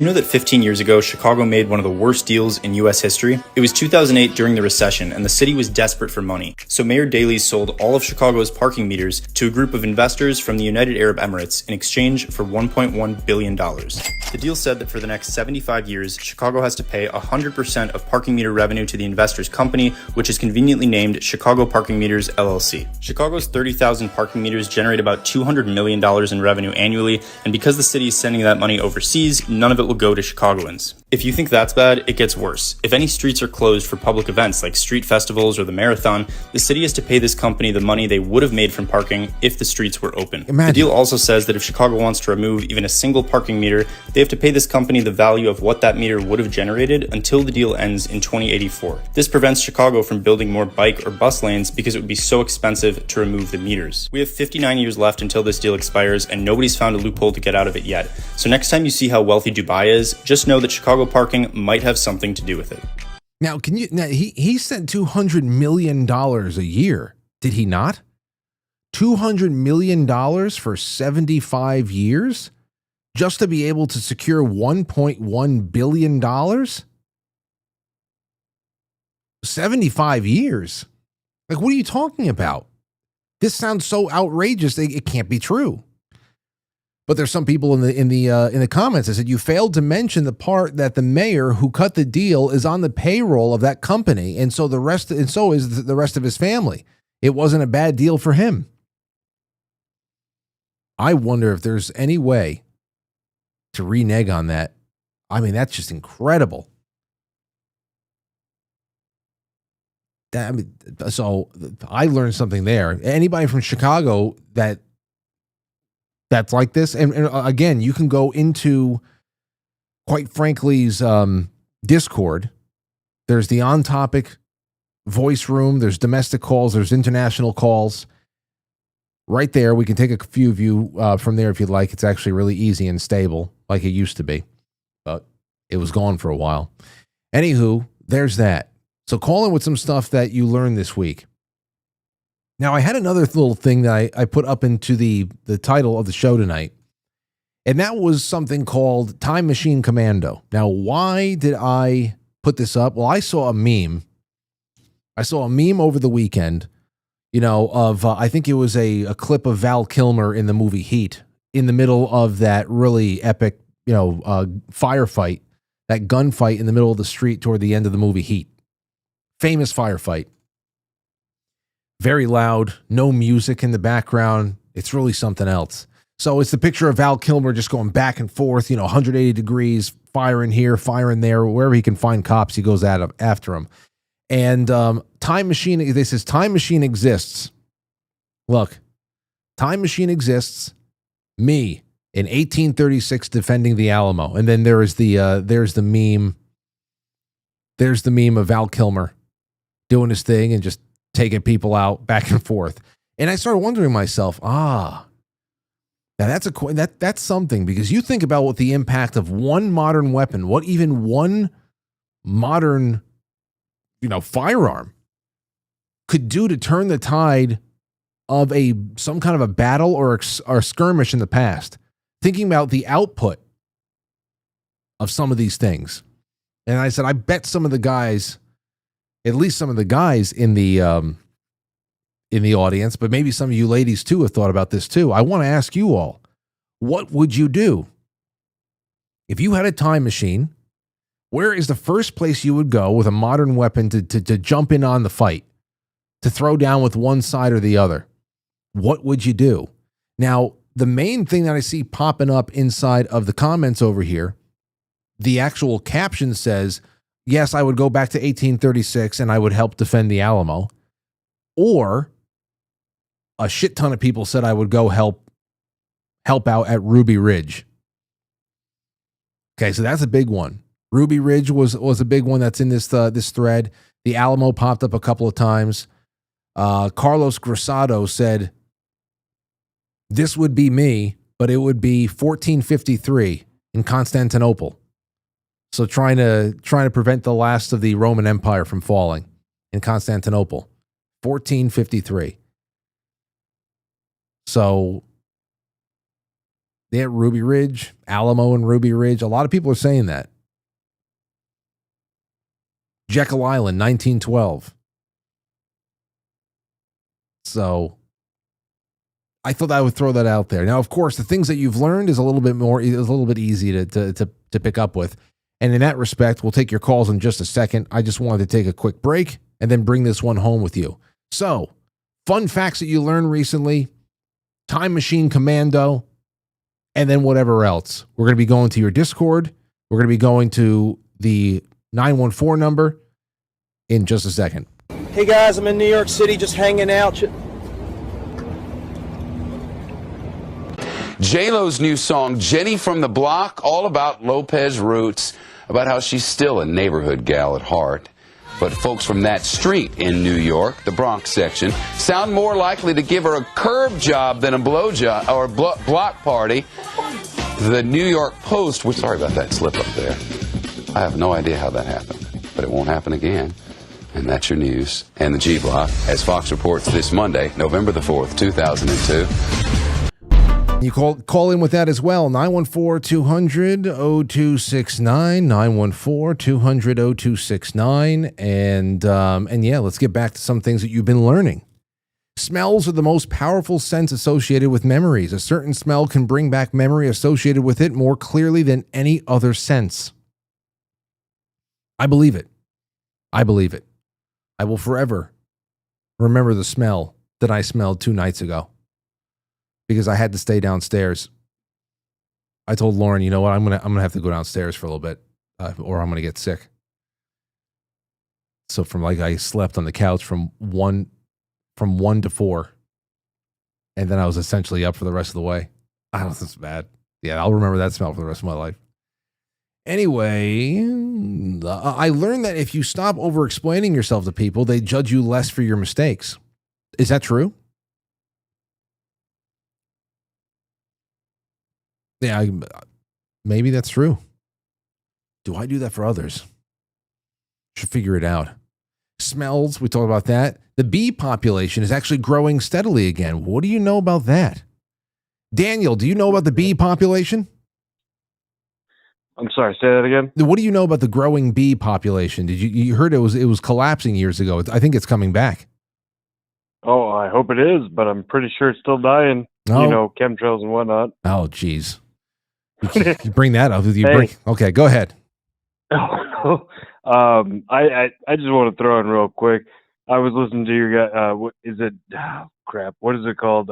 Dirty Boy or the Saturday stream? Yeah. Those are the Zaraza boys. Me, Anthony, and Mike, the 3 of us.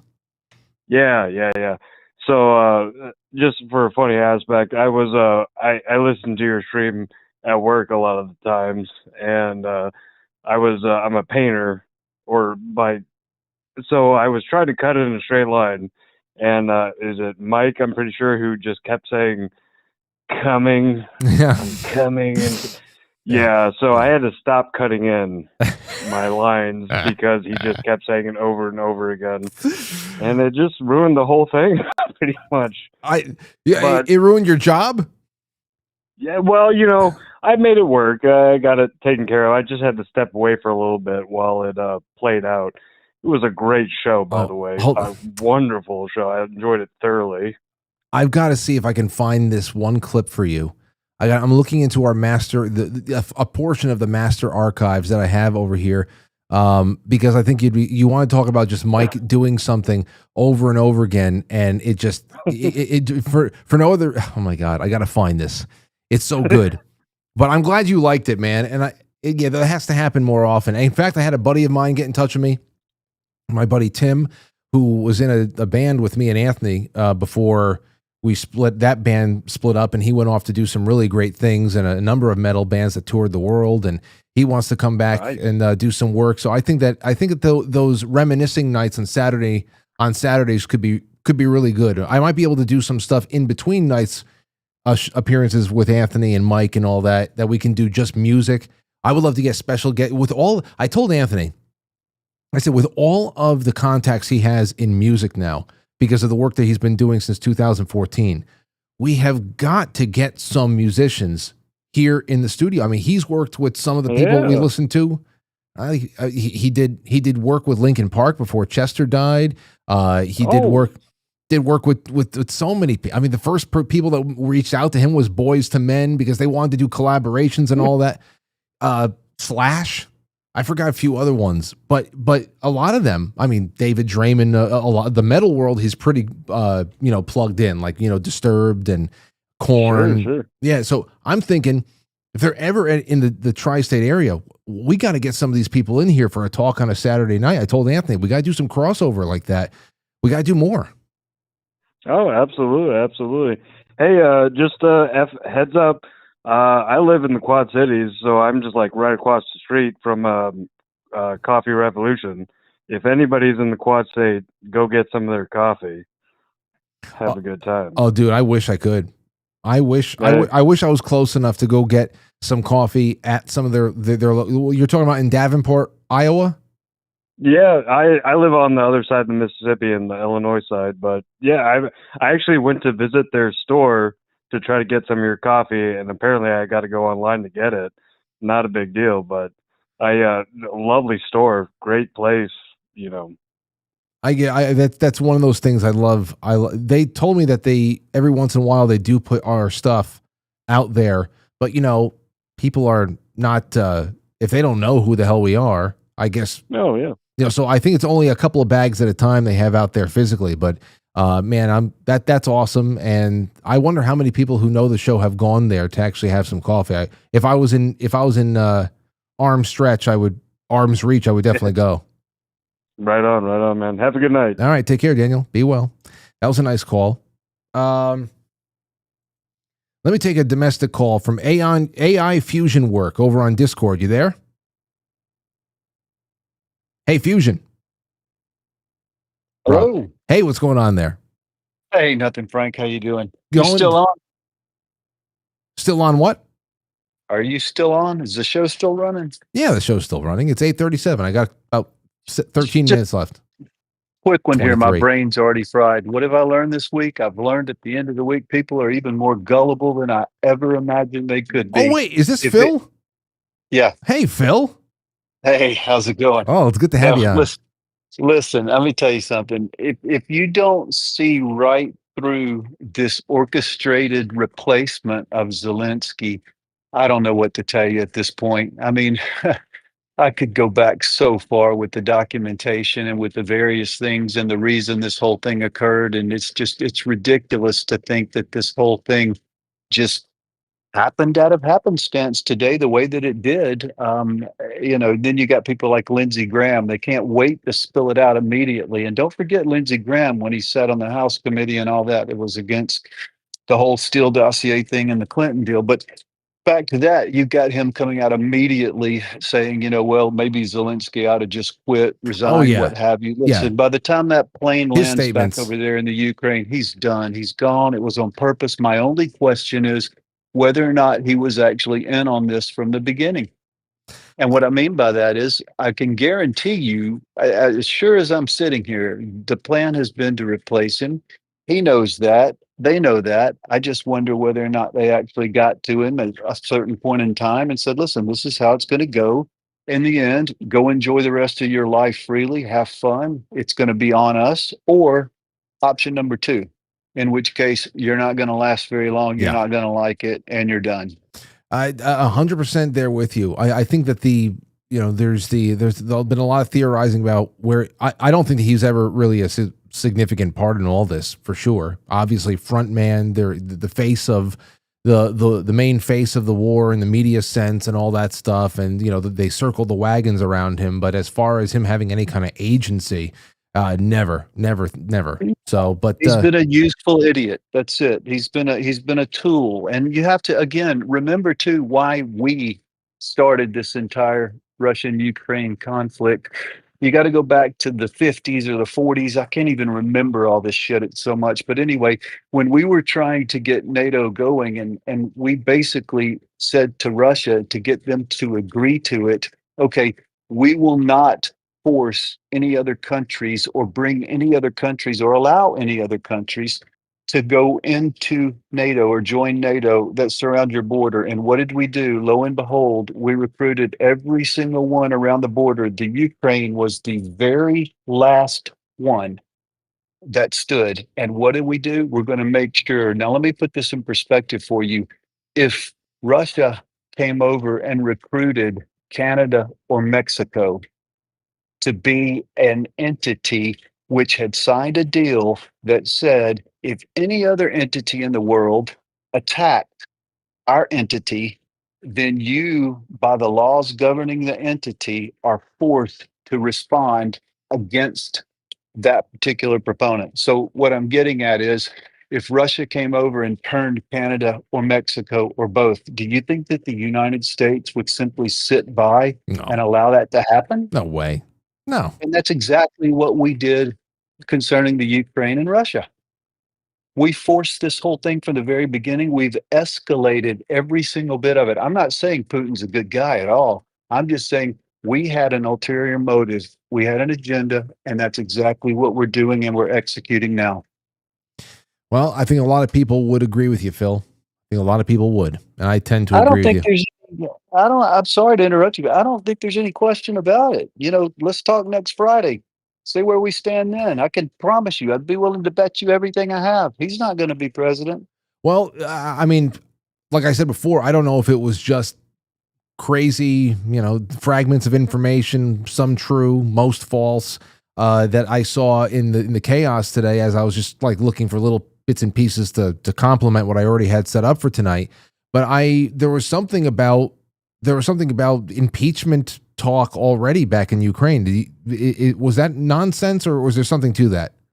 I've not seen it. I pretty much try to stay out of all of the politics of it now, and I try not to watch the news as much as possible because it finally becomes such a fucking brain drain that, there's nothing else left. And so I have no idea. I only ask because it pertains to, removal scenarios that you're talking about. So I don't think there's any question about it. If you use even Chat GPT and go back, and if you can trick it, which it's very simple to do, but into answering questions about things that took place years ago, you'll find out that there's at least 13 or 14 instances where it eventually came out due to the declassification of documents that we were directly tied, if not the ones who instigated the takeover of foreign heads of state and governments. And we deny it every time until the documents are declassified. And then, then it's not much to be said. So to think that it's happening again and it hasn't happened many, many times, it's kind of silly. Yeah. Well, I'm with you. Anyway. Yeah. Well, hey, I'm glad that you were the first Discord call that we have had on this show in years now. And it sounds great. And it's responsive, and I love it. Thought I'd give it a shot, see if I could make it work. Well, now you know how to get onto the show, and it's always been one of those good things. I can organize the call channels in here so that I can actually screen calls better based on topics that people wanted to discuss. And then other than that, it's like jumping the line a little bit because I can see it compared to the mesh of calls that come in through the phone. But thanks again, Phil. It's good to hear from you. Yes, you got it. We'll talk later. All right, later. All right, bye. Okay, so more on that end. Who is this? Is this Rev? Hey, what's up, Frank? What's Hear me going all on? right? Yeah, I hear you just fine. Go ahead. All right. So you were in the grab bag. You did the story from Ars Technica about Skype, and I know you've got a long history with Skype, but who doesn't? Yeah, right. If you go all the way back to the beginning, I don't know if you'll remember this or if this predates you, but Skype was originally created. I don't remember the firm's name, but it was an Israeli firm who designed and built Skype and brought it to market. And they were kind of like an anti-hero for a short little while because they refused to turn over their encryption master key to the NSA. So you talk about that overvaluation situation. Yeah. I'm pretty sure that our, intelligence community got, Billy over there at MS to go over and overpay for it in order to acquire it. And when Microsoft first acquired it, they put out a statement saying, no, we're not going to make any changes. We're not going to undo the security. But in very short order, they ended up replacing the guts, the undercarriage, if you will, and they put in their own encryption, which of course everybody knows that the NSA has all of Microsoft's master keys. So I think that's where the real story lies for the overpayment, if you will. The $8.5 billion. Yeah. Okay. Well, that would make a lot more sense, unless, of course, it was just very, very bad investment. But then again, I think I feel like it didn't have to be. I mean, a major talk shows on television in the morning. I remember a time where everybody on TV who was bringing in people remotely by video was using Skype, and it was such a utility, and it just stopped getting innovative, stopped getting better and more useful, and it quickly got overtaken by Zoom and all that stuff. So. Was there an overpay? It seems like, there is overpaying right now because it's such a shitty, service at this point. But it didn't have to be that way. Maybe it was worth it. I mean, maybe $4 billion. I don't know. But thank you for submitting that because it makes a lot of sense. Yeah, no problem. All right, bro. Catch you later. All right, take it easy. So we got 2 successful calls. I like it. I like it a lot. All right. So I'm looking for that clip that I was telling the caller before about with Mike just pushing, and I can't find anything.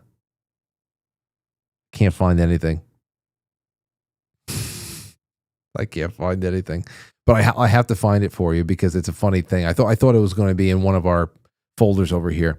All right. 914-200-0269. Back to things that we have learned. You can also tell me where you would go in time with a modern weapon to contribute to a distant war, a war in the distant past. Where would you throw down? Where would you put your efforts?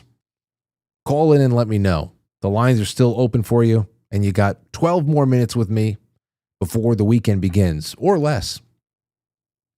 Here you go. Here's another things that that people learned recently that they found cool. Do you know the difference between fur and hair? Some of you definitely do. Some of our furry people out there do. The difference between fur and hair is that hair grows without regulation, and fur is designed to stop at a certain length. Makes sense. Makes sense. Just well articulated. The rarest lobster.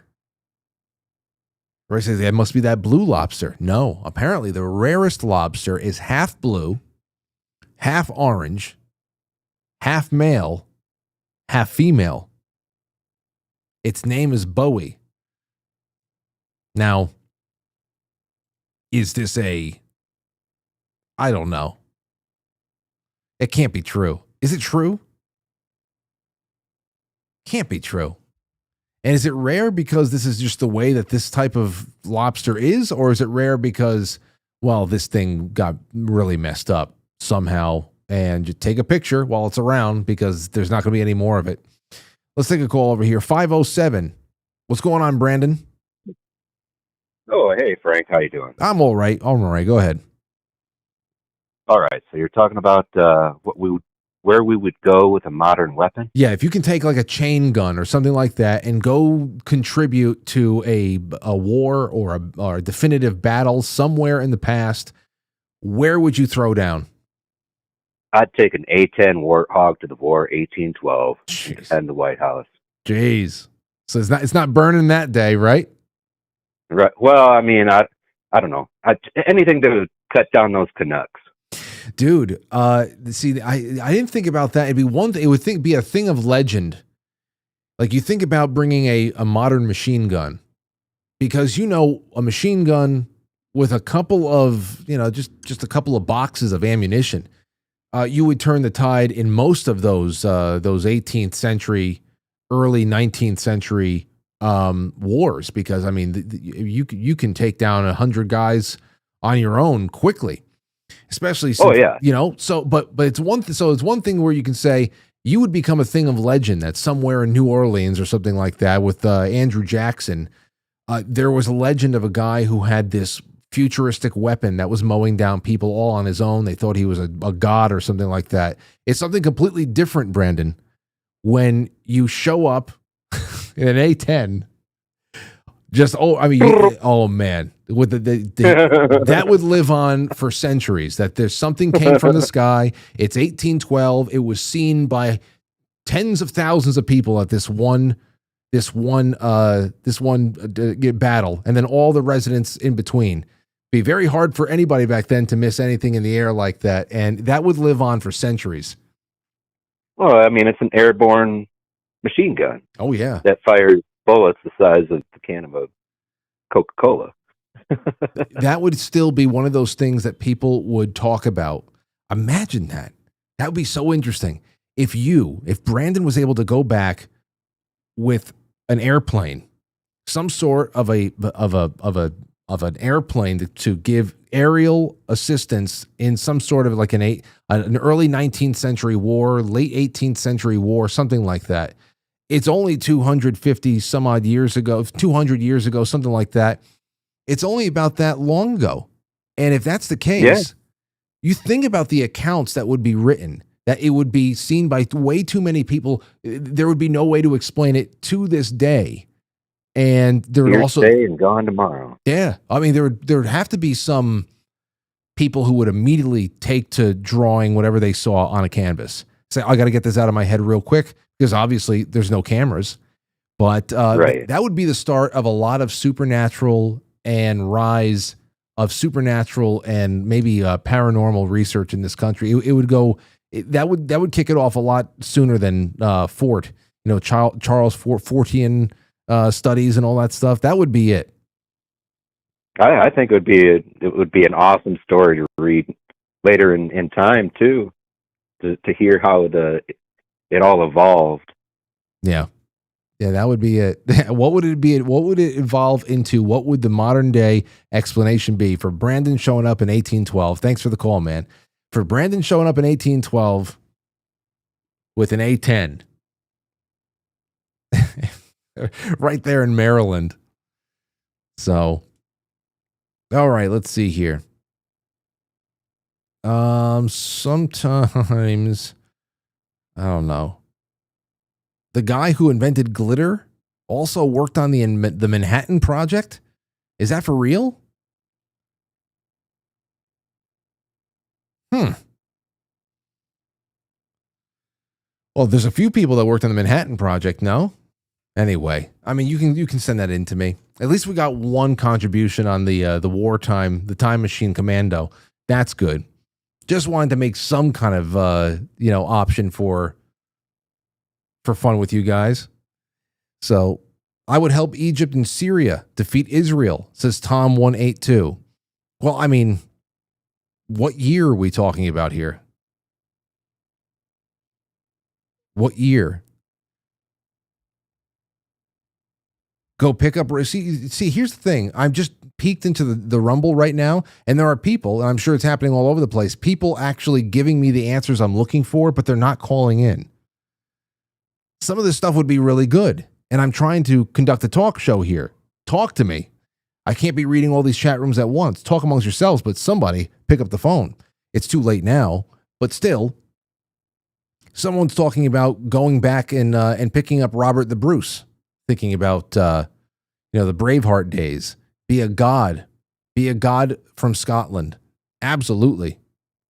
Yeah, you would be a god. A lot of this would come back around to things, people, deification. There would be all types of biblical explanations, whatnot, mandates from heaven. It would be really interesting, because not only would you turn the tide in history from just like that, the military standpoint, but it would also be like that prime directive from Star Trek about not interfering with the development of primitive civilizations and all that stuff. And one of the reasons why is because you can affect them from a religious standpoint too. Have a spaceship show up out of nowhere, people think that you're from heaven. You go back far enough, especially if you came to save them in a battle with some magical sword or some magical weapon, very loud booming thing that took out all of your enemies. Man, that's one hell of an endorsement. And then they flew away? Wow. That's big. All right, let's see. Okay, Corbin, we did that before, but I thought I saw someone else. Cody117 says, we can actually live this out in modern times. North Sentinel Island, anyone? So, see, Cody's trying to get people together for a weekend excursion. I want nothing to do with it. This was safe enough in the distance where we wouldn't get in trouble. Jeez. Doing this.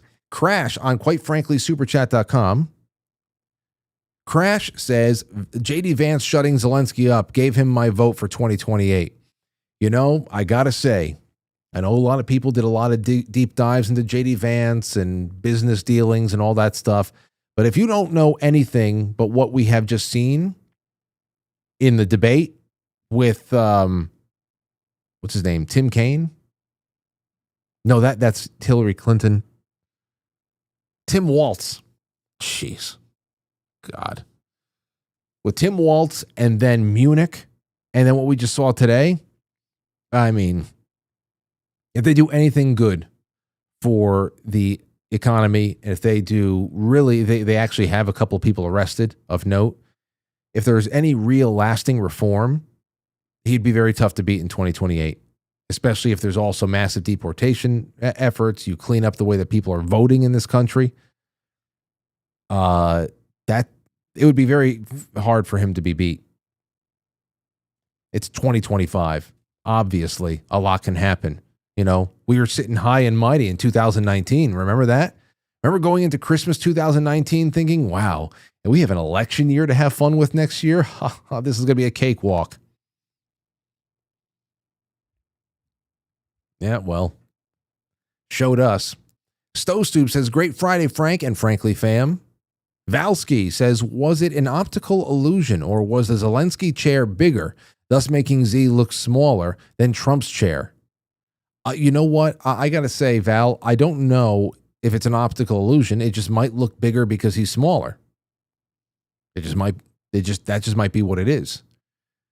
You just look at his stature compared to Donald Trump's when he shows up at the White House that day, right around the time that Trump made the first comment about how he was dressed. He's tiny. Very tiny. So, I mean, it would just be, he's obviously sitting forward. He leans forward a lot. You can't sit back because his toes might come off the ground. That's embarrassing. So he's always leaning forward. And that must be, I have to imagine why. All right, let's see here. A coincidence is from Dooku Dan. Dooku Dan says both Zelenskyy and AOC were entertainers selected to be politicians around the same time and both elected, rigged, in 2018-19. A period of high anti-Trump activity here and in the EU, and both are linked to U.S. aid, CIA, and color revolutions in the U.S. and abroad. In Ukraine. No, it's not a coincidence. As far as who the talent agency is, I think everybody is kind of working toward pretty defined centralized goals, but I wouldn't be surprised if there are just different talent agencies out there. Doesn't mean that they're not all friends, but really good note there, Dan. And I can't wait to see Dan pop up for book club again. Witchy Poo says, I hate this show. I know. It's okay. And all of you are now entered into the running that we'll be giving away Jane's book next week. And you know what? Next week I'll give away some more stuff too. Just, nightly stuff. I still have these 2 Trump coins from Jay Britz. Gave me, this is his note. These 2 coins I'm going to give to people. I have a couple other things. Stuff I'm giving away. Stuff that people give me to tell me to give away. It's a lot of fun. So, all right, over on quitefrankly.tv, this is the last thing we're going to do, and we're going to take off. The line's closed. Here we go. On quitefrankly.tv. Give me a moment. All right, Robert Sarnes, World Debt Now, says, hello all, great weekend to you and yours. Cheers. Chai Possum says, thank you, Frank, for the yummy keto brains. I'll be placing an order soon. And the lovely postcard. I appreciate you. Well, I'm so happy that it got there. I know everybody's been getting their keto brain samples. Listen, it's the 28th. It's Friday night. Whenever you hear this, become a sponsor of the show. Email me, say, hey, did I get in at the right time? I'll send you some samples. We'll still send you a welcome. It's the last day. If you become a sponsor, the February plan is still open. We're always gonna have new things to throw at you guys. I really love doing this, the giveaways, and it's fun. It costs some money, but it doesn't matter. It doesn't matter because you guys call in more. It's a lot of fun. And I love Keto Brains. I see. Thank you. Sean Joe, thank you. Chirpin Cricket bought a 12-month bronze tier subscription. That means that's on Pilled. Cricket, you better buy some books too. You're part of the book club and the film club for an entire year until February 28th of 2026. Wow. Thank you. CB Joey says, happy Friday, friends. I want that book very badly. I missed that episode, but it must be a great one. Oh, it's a good one. It absolutely is. And maybe Jane will give another one away that night. That night that she comes on to talk about, I think how the episode is going to go is we're going to be talking about spring cleaning. Spring cleaning means good herbal cleanses and things to do at the beginning of a spring season to, not only get your house in order, but to get your body in order. What are good things to help detox? Milk thistle. Milk thistle. I know you can use that for your liver. Probably so much more. So that'll be fun. And we'll see what else we can do. Safety Net says, under JB, boring, same, flat, fraud, no sense, slow. Under DJT, fast, sharp, new, fun. It has been fun. There's still plenty. I mean, listen, we didn't talk about it tonight, but I mean, I'm sure some of you, anybody has any silver lining reasons for that Gaza AI video that he shared, that Trump shared with him on the beach sipping pina coladas with Netanyahu, with the Eye of Sauron somewhere in the background on the prospective fully resort riddled beaches of Palestine. If you got a silver lining theory for that one, let me know. But with all this other stuff, hey, like I said, we're calling balls and strikes. All right. Love Bomb from Safety Net 820. Thank you. Thank you, Witchy Poo, for all the cookies. Thank you, Sentinel. The time machine topic reminded me of the 1980 movie, The Final Countdown. A modern aircraft carrier is thrown back in time to 1941 near Hawaii, just hours before the Japanese attack on Pearl Harbor. Oh, really? Oh, damn. That sounds interesting. Witchy Poo 22 and Chai Possum. Thank you, guys. Thank you all so much. Gambera. Hope I didn't miss anybody. Thank you all so much. I'll be releasing the scratching in a little bit. All right. So, guys, thank you for a great week. We have so much more going on next week with wonderful first-time guests. We have a homesteading friend of ours coming on next week and a few others. But for tonight, as soon as this show ends, we are going to be on live on the for our after hours on quitefrankly.tv. And you want to know what's going on there? Well, take a look at this. 10-second songs. That's my brother, who's currently making music right now in Lake Placid. Anthony just got back in touch with me today, and he's sending me and Mike some texts and showing us what he was doing because he's just hanging out there with his producer and making some music. And they went to the Lake Placid old Olympic Village that's up there just to have some fun on, like, you can do luging on like starter hills and stuff like that. So he just went there to do some luging and just have fun. Look at this place. He got inside the hockey arena where the Miracle on Ice was and all that. But he told me today that there is like a 90% chance that for the Winter Olympics that Italy is slated to host? Hold on. Who hosts the Winter Olympics next? I think it's Italy. Milan. Okay. So in Milan, they're going to have the 2026 Winter Olympics. And Anthony told me that for some of the, I don't know what the hell he called it, the sliding sports. What the hell? The sliding sports. They're waiting back for word, because they're talking to some people over there in Lake Placid today, New York. They're waiting back on word if some of the games are going to be taking place in Lake Placid, specifically luge and bobsled. So I guess those are sliding sports. Italy might not be able to host it. Why?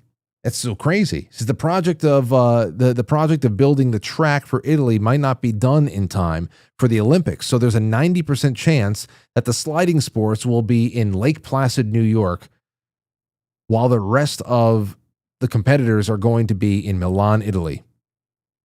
I'm not sure, though, why they can't just build that somewhere in the Alps. They already don't have something up there in the Italian Alps, but keep on the lookout for that. That's a little bit of inside baseball for you, or inside luging. All right, so Anthony's coming up next. 10-second song, Soundgarden, Black Hole Sun in the style of Backstreet Boys. Mark Dice, Really Graceful. Our friend Grace. Trump's proposed golden era for Gaza. Okay, there you go. She'll be talking a little bit more about what I would just mentioned before. Michael Knowles. Jimmy Dore. Patrick Bet-David. Jay Dyer. Debates Misfit Patriot. Oh my God, that was horrible. Not on Jay's part, but Lauren and I caught that on like Saturday or Sunday night when it was live. I said, "Oh, Jay's on. Let me go see what's going on there." And this was embarrassing for whoever the hell the Misfit Patriot guy is. That was embarrassing. Misfit Patriot is Christian Zionism biblical. The Confessionals, whistleblower encountered an alien while in the program at Area 51, and then an Art Bell kicker with Sean David Morton, our good late friend. Predictions and Prophecies, one of many times he was on there. All right, guys and gals, I hope you've had a good week. I sure have loved every moment I've had with you, and of course, it'll start all up again in a little bit. But for now, some rest, some relaxation, maybe some good food, drink, stay hydrated, okay? No diarrhea for any of you, please. Take care. Good night. I'll catch you on the flip side. The best